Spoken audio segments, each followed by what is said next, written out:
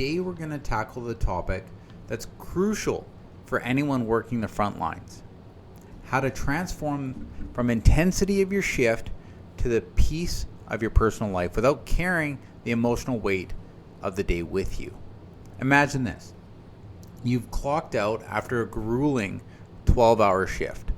Your body's exhausted, but your mind is still racing, replaying stressful moments and unresolved calls. Sound familiar?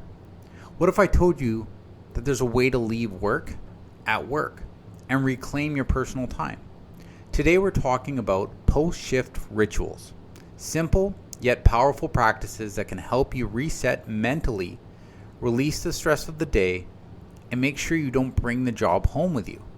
We'll explore why creating a clear boundary between work and home is crucial for your mental health, how sensory cues can help signal your brain to switch gears, and how reframing tough moments from your shift can actually build your resilience. Plus, I've got a quick 5-minute exercise you can start using tonight to help you reflect, reset, and move forward. Ready to make the shift? Let's get started. Welcome to Shields Down, Healing for First Responders, the podcast supporting those on the front lines as they navigate PTSD and trauma. Each episode brings stories of resilience, expert insights, and tools for recovery, offering hope and a path forward. So put your shield down, reclaim your strength, and remember, you're not alone. Just as you prepare mentally to start your shift, it's important to have a routine that helps you leave work behind at the end of your day. This could be simple as changing your clothes, listening to calm music on the way home, or practicing a deep breathing exercise. But establishing a routine helps signal to your brain it's time to shift from work mode to home mode. Why is this so important? After high stress shifts, transitioning out mental state is required for work. When you don't separate that emotional and mental weight on the job, it's going to spill into your personal life, and it's going to cause ongoing stress and burnout. How many of you have gone into a restaurant, not in uniform, on your days off, but yet you have your back to the wall? You're hyper-vigilant, watching every exit and every person. My friends, just to remind you, people that aren't first responders don't do this as much as you think that they do. And you wonder why. It's like, I've sat in restaurants and I've had my back to the wall, watched all the people walked in. I've known the exits. And I'm thinking this is normal. I'm thinking, why didn't everybody do this? I'm protected. But what you really are is you're hyper-vigilant. You're worrying so much about things that could happen that you're forgetting to be in the moment with your family. You're still in work mode. But when you can begin to create a post-shift ritual, things like, I'm off work, I'm going to change my clothes immediately. Leave work-related thoughts at the door. These are really going to help signal your mind and body that it's time to shift gears, offering mental relief and improving your overall well-being. How many of you, when you're off work, you think about that case that you're working on? Or maybe you think about that last call you were on and how you could have done something differently. My friends, off work is off work.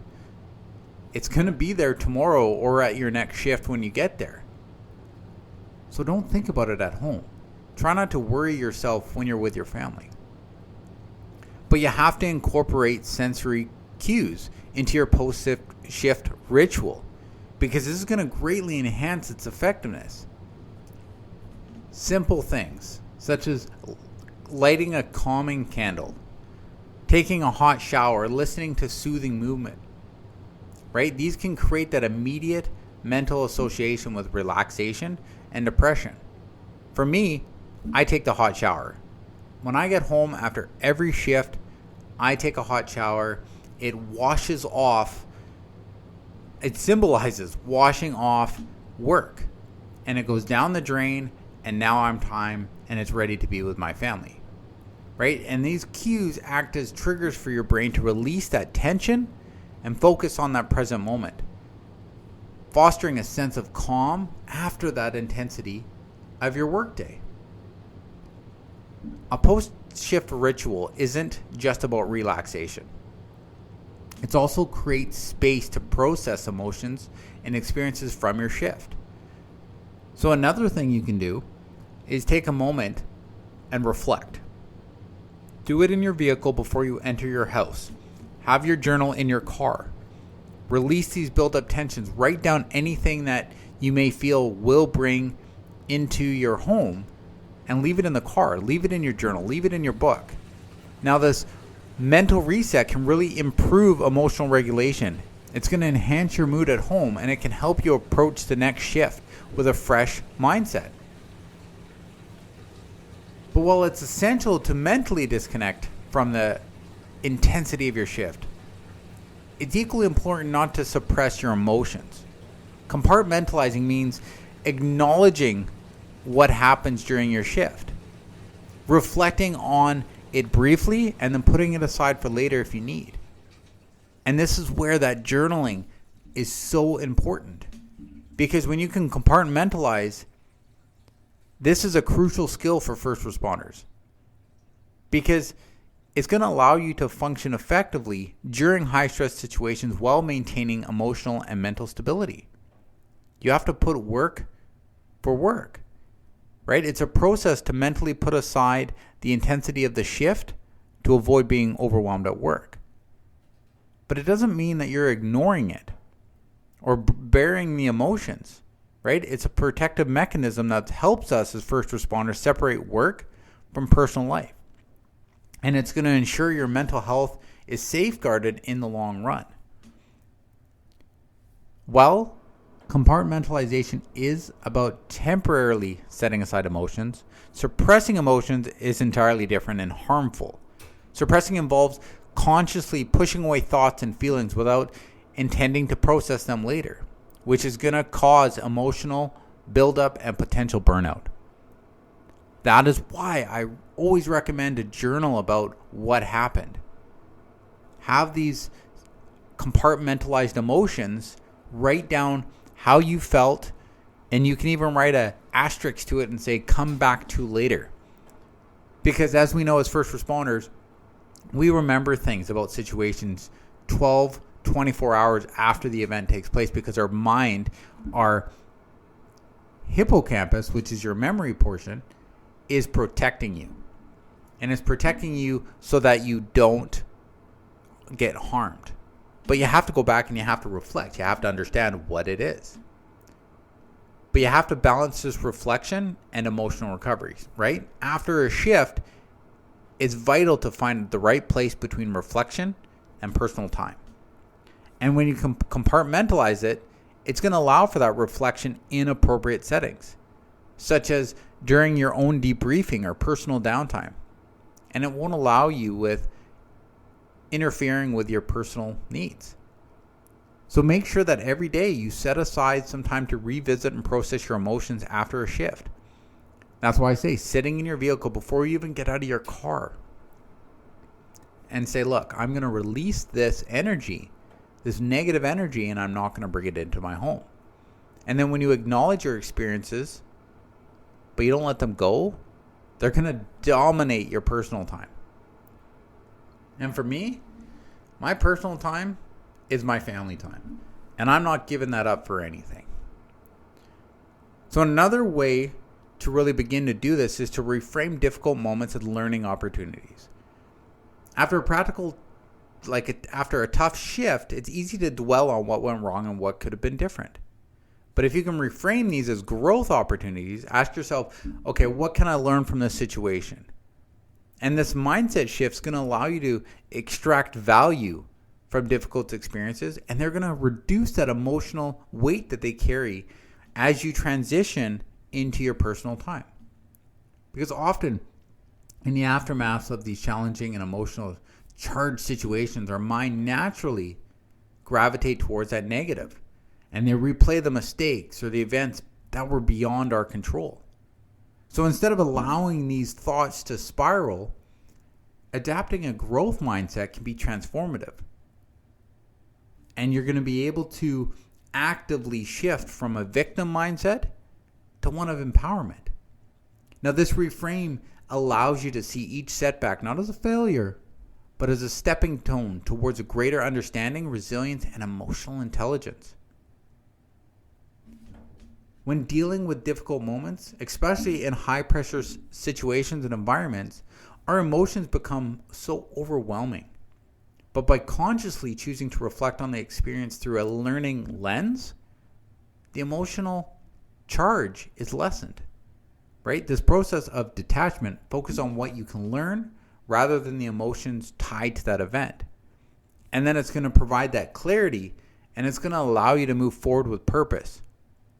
And it's going to help you to build a more balanced emotional response, making it easier to transition from that work mode to the personal life without all that emotional baggage. You're able to kind of leave it at the door. But if you're always fighting with it and you're always like, man, I screwed up here again. I did this again. I'm such a horrible person. It's going to build and it's going to linger. So you have to begin to understand that we're all human and that we need to learn from our mistakes, not dwell on them. As first responders, we often operate in that survival mode, right? We're constantly reacting to crisis. So if you begin to reframe these difficult moments, it's gonna actively engage your self-growth. And this shift is gonna foster a sense of mastery and control, right? You learn to control what's out of control by using a growth mindset, because you look at the situation and be like, I couldn't do anything about that. And that's the lesson you may learn. And over time, this practice is gonna strengthen your resilience, and it's gonna give you the tools not only survive, but thrive in both your professional and personal life. Your family, your personal life, it needs you. And when you're always stuck on focusing on work, it's not going to allow you to live your true life. So today's exercise is going to be another great journal entry that I want you to do. And it's a 5-minute post-shift reflection, right? So write down your responses in your journal or mental note them, right? You don't even have to write them down. And once finished, consistently release these thoughts with physical action. Take a deep breath or physically close your journal, symbolizing that your end of your shift and your start of personal time. So what are the questions, right? What went well today? What challenges did I face? What can I learn from today's experiences? And what can I let go of right now? And when you begin to do this, it's going to turn into that symbol that your shift is over and it's time to move into that life that you truly are working towards. So as we wrap up today's episode, I want to remind you that creating a mental reset after a tough shift isn't a luxury. It's a necessity. Your mental health and well-being depend on your ability to separate your work life from your personal life. Whether it's that simple ritual of just changing your clothes, lighting a candle, having a shower, or using sensory cues, like small actions that you can make, is going to be the difference between helping you shift from work mode to home mode. Remember, compartmentalizing your emotion doesn't mean you're ignoring them. It's about giving yourself space to process and reflect when the time is right. So don't carry the burden of the day into your personal life. But don't forget that the power of reframing tough experiences, every shift can be a learning opportunity if you choose to see it that way. So tonight, when you clock out, take 5 minutes. This 5 minutes can change your life. And reflect on your day. What went well? What challenges did you face? What can you let go right now? And by doing this, you're setting yourself up for a stronger, more balanced tomorrow. Thank you for tuning in to Shields Down, Healing for First Responders. Remember, healing is a journey, and each step forward matters. Now, if today's episode resonated with you, share it with someone who might need it. And don't forget to subscribe for more stories, insights, and tools for recovery. Together, we'll build a stronger, more resilient community. Until next time, stay safe, stay strong, and we'll see you on the next episode.